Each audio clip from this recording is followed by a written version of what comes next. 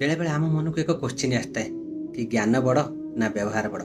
ସେମିତି ହଠାତ୍ ଦିନେ ରାଜାଙ୍କ ମନକୁ ଏକ କୋଶ୍ଚିନ୍ ଆସେ। ସେ ମନ୍ତ୍ରିମଣ୍ଡଳରେ ସବୁଠାରୁ ପୁରୁଣା ଆଉ ସବୁଠାରୁ ଜ୍ଞାନୀ ମନ୍ତ୍ରୀକୁ ପାଖକୁ ଡାକନ୍ତି ଆଉ କୁହନ୍ତି କି ମୋ ମନ ଭିତରେ ଏକ ପ୍ରଶ୍ନ ଅଛି, ତାର ଉତ୍ତର ଦିଅ। ମନ୍ତ୍ରୀ କୁହନ୍ତି କୁହନ୍ତୁ ମହାରାଜ। ରାଜା କୁହନ୍ତି କି ଜ୍ଞାନ ବଡ଼ ନା ବ୍ୟବହାର ବଡ଼।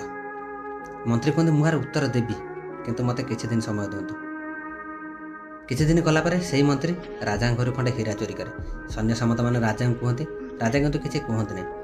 ଆଉ କିଛି ଦିନ ଗଲା ପରେ ସେଇ ମନ୍ତ୍ରୀ ପୁଣି ଥରେ ରାଜାଙ୍କ ଘରୁ ଖଣ୍ଡେ ହୀରା ଚୋରି କରନ୍ତି। ରାଜା ଏ କଥା ଜାଣନ୍ତି କିନ୍ତୁ କିଛି କୁହନ୍ତି ନାହିଁ। ତୃତୀୟ ଥର ଯେତେବେଳେ ମନ୍ତ୍ରୀ ରାଜାଙ୍କ ଘରୁ ହୀରା ଚୋରି କରନ୍ତି ନା, ରାଜା ନିଜ ଆଖିରେ ଦେଖି ନିଅନ୍ତି। ମନ୍ତ୍ରୀ କିଛି କୁହନ୍ତି ନାହିଁ ସତ, କିନ୍ତୁ ପରଦିନ ଯେତେବେଳେ ସଭାକୁ ଆସନ୍ତି ତାଙ୍କ ସମ୍ମାନରେ ରାଜା ଆଉ ଛିଡ଼ା ହୁଅନ୍ତିନି।